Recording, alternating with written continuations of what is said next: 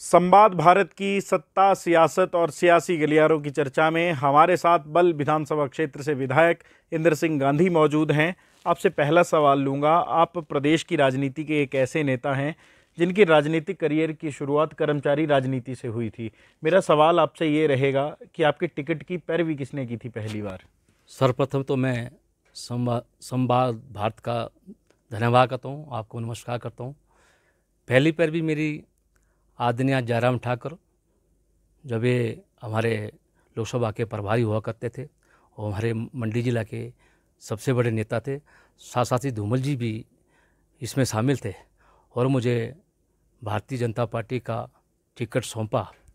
मैं एक छोटे से परिवार से हूँ और मेरे पिताजी दर्जी का काम करते थे और कर्मचारी राजनीति होने के नाते मैं छोटे छोटे अहदों में काम करता था, चाहे भारतीय मजदूर संघ, राष्ट्रीय शिक्षक संघ या अन्य जो हमारा एनजीओ फेडरेशन होता है कर्मचारियों का, उसके माध्यम से मैं अपनी राजनीति में आया।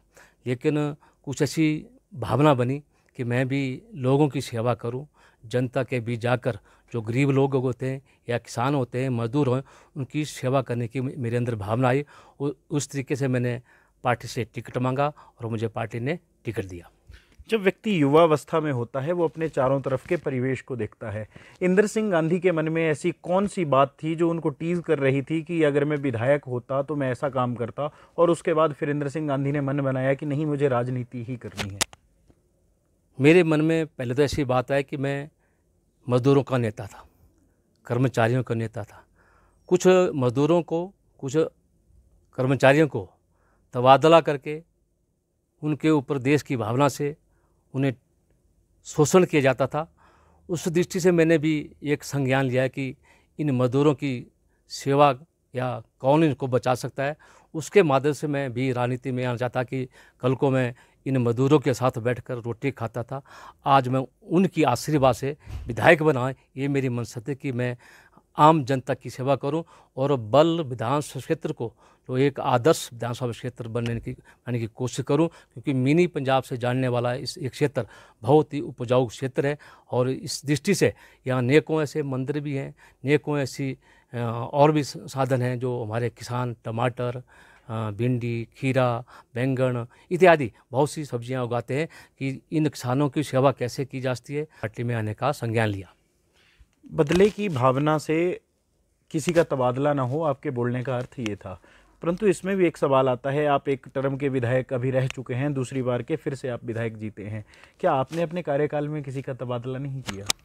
मैंने अपने कार्यकाल में, मुझे पूरा विश्वास है कि मैं किसी की प्रताड़ना नहीं की है।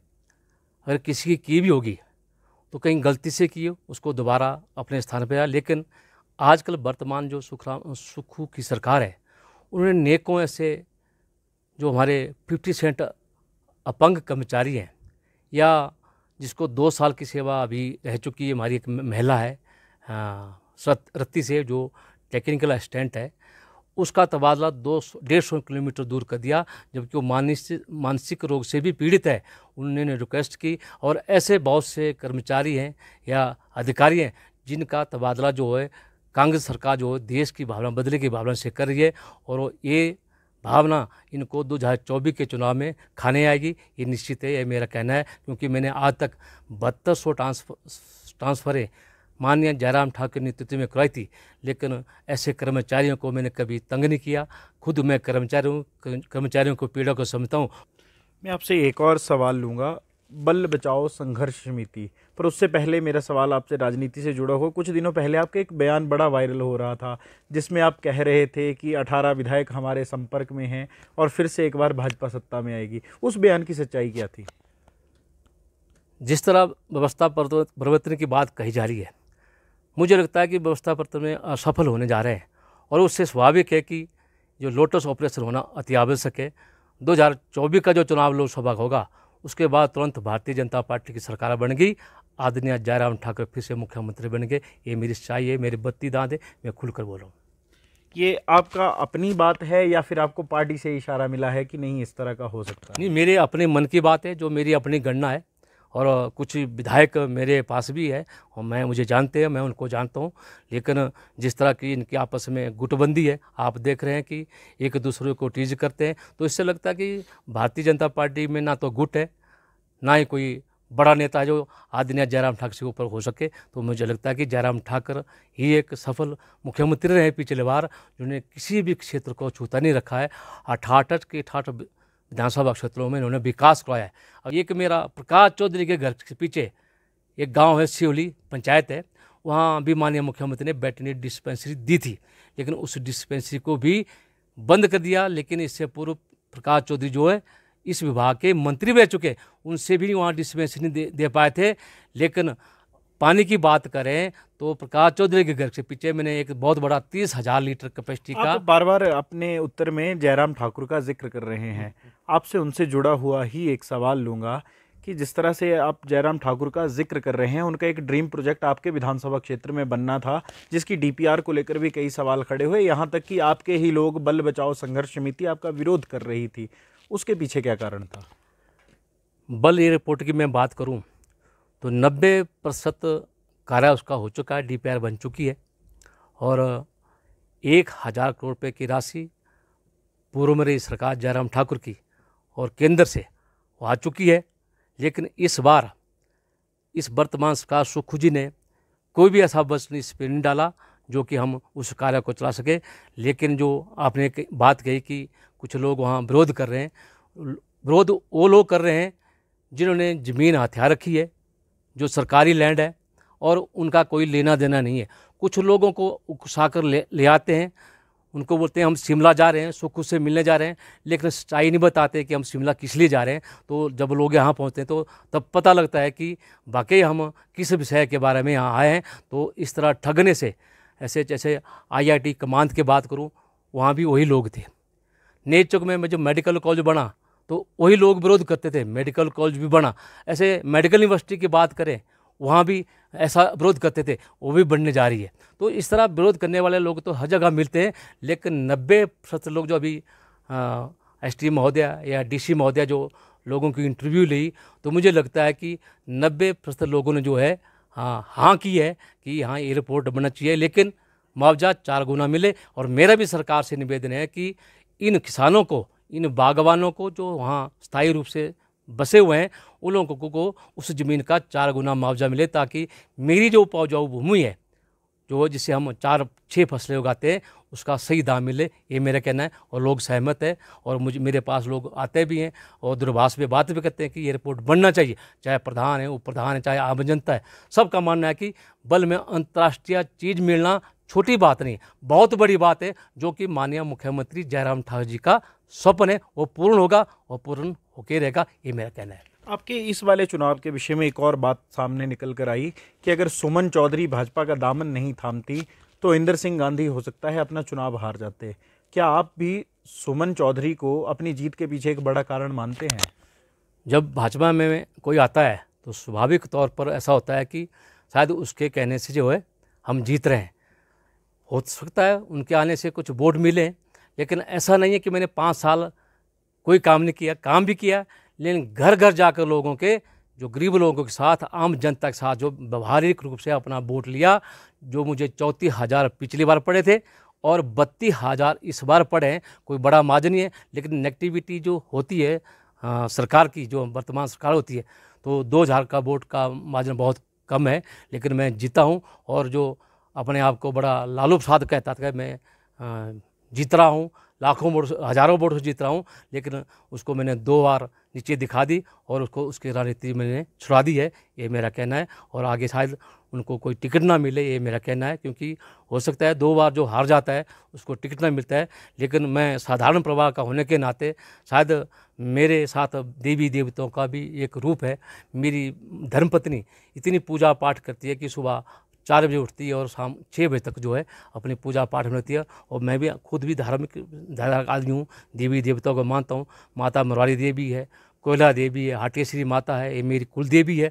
और नैना भगवती है, बहुत से देवी देवता हैं जो कि देव कमरनाग है, कार्य माता है। हम इनके उपासक हैं, मैं इनका अनुयायी हूँ। इनकी आशीर्वाद से और जनता के आशीर्वाद से मैं जीत पाया हूँ। और बल में लहर थी कि भारतीय जनता पार्टी की सरकार बनेगी इस बार, लेकिन मंडी जिला ने जो है कोई धोखा दिया है। मंडी जिला ने 10 में से 9 सीटें दी है, जो कि माननीय मुख्यमंत्री की एक बहुत बड़ी सौगात है। माननीय मुख्यमंत्री पूर्व में जयराम ठाकुर का एक ड्रीम था कि हम फिर से मुख्यमंत्री बने, लेकिन स्वाभाविक तो लोगों का जनमत है। हम सिर्फ 0.009 से हारे हैं, ये कोई बड़ी हार नहीं है। लेकिन आने वाले चुनाव में जो लोकसभा का है उसमें कांग्रेस को मुँह की खाना पड़ेगी, ये मेरा कहना है। आपकी एक वीडियो वायरल हो रही थी पिछले दिनों, जिसमें आप किसी एक गांव में गए थे जहां पर कोई जनप्रतिनिधि कभी गया नहीं है। उस गांव से क्या सरोकार है, उस गांव की किस तरह की परिस्थितियां हैं, और ऐसा क्या हुआ कि वर्ष 2023 चल रहा है फिर भी उस गांव में सुविधाओं का अभाव है? मेरा दुर्गापुरा का जो पहाड़ी इलाका है, ग्राम पंचायत कोठीगेरी है, और दुर्गापुर के थिन्ना गांव है, वहाँ जहाँ हेलीपैड का भी निर्माण हो रहा है। उसके आगे एक गांव है राजपूतों का, वहाँ 27 के लगभग परिवार है, और उस गांव का नाम है बालू।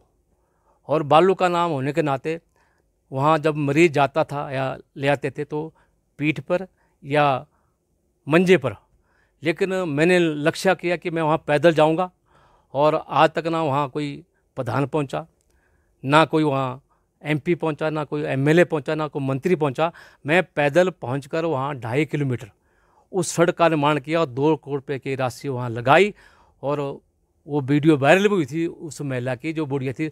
उसने कहा कि आज तक ये थी कोई MLA नहीं, आज इंदिरा गांधी थी आई है।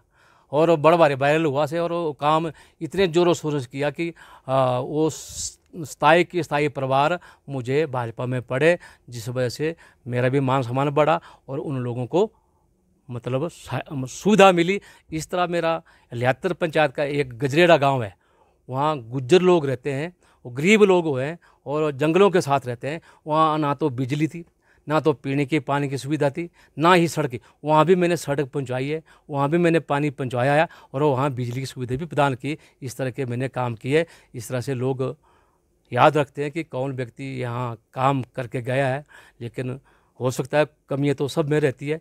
उस कमी को अब आने वाले समय में पूरा करेंगे और कर रहा हूँ। लेकिन माननीय मुख्यमंत्री सुखविंदर सुक्खू ने जो हमारा MLA इंस्टीट्यूशन है उसको कमज़ोर कर दिया है। आपने सुखविंदर सिंह सुक्खू का जिक्र किया, एक आपसे आखिरी सवाल लूंगा। मुख्यमंत्री व्यवस्था परिवर्तन की बात कर रहे हैं, अब दूसरी बार के आप विधायक हैं, विपक्ष के विधायक हैं, व्यवस्था परिवर्तन को किस तरह से देखते हैं? मुझे तो कुछ नहीं लग रहा कि व्यवस्था परिवर्तन हो रहा है। व्यवस्था परिवर्तन ऐसे है कि जो हमारी निधि 50 लाख थी, जो हमने चुनाव के समय में घोषणा की थी कि आप लोगों को हम सड़क देंगे, आप लोगों को बावड़ी का निर्माण करेंगे, रास्ते का निर्माण करेंगे, या अन्य जो काम विकास के होते हैं, लेकिन इस वर्तमान सरकार ने, आदरणीय सुक्खू जी ने, उस निधि को बंद करके जो है विधायकों को, इंस्टीट्यूशन को कमज़ोर किया, जिससे लोग हमें कोस रहे हैं और हम उनको आश्वासन दे रहे हैं बार बार कि आने वाले समय में हम आपकी पूर्ण सहायता करेंगे, जो कमियाँ रहेगी। लेकिन इस सरकार को कोई चिंता नहीं है। एक व्यवस्था परिवर्तन है कि इन्होंने विधायकों के इंस्टीट्यूशन को कमज़ोर किया है और कर्मचारियों का उत्पीड़न करने जा रही है। जो मेरे किसान हैं, मैंने कहा जी, बल में जो किसान है बहुत फसल उगाते हैं, टमाटर, भिंडी, और इसको हमने 7 जोनों में बांटा हुआ। पिछली बार भी आदरणीय जयराम ठाकुर ने वहाँ 7 जोन बनाए थे, और 7 जोनों के लिए अलग अलग व्यापारी, चाहे वो हरियाणा का था, पंजाब का था, दिल्ली का था, 7 जो बल में जो व्यापारी हमारे लोकल होते उनको जोड़कर, और कृषि विभाग के जो ADO, EO या अन्य जो कर्मचारी होते हो उनको जोड़कर, ताकि हमारे किसानों को एक जैसा दाम मिले।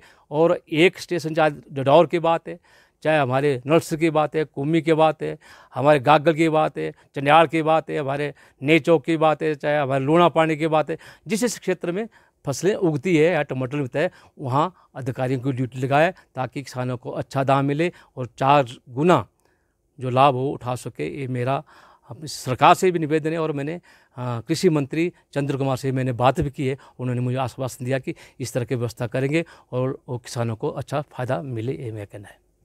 संवाद भारत के राजनीतिक संवाद में हमारे साथ बल विधानसभा क्षेत्र के विधायक इंद्र सिंह गांधी मौजूद थे। तो बहरहाल संवाद भारत में अभी के लिए बस इतना ही।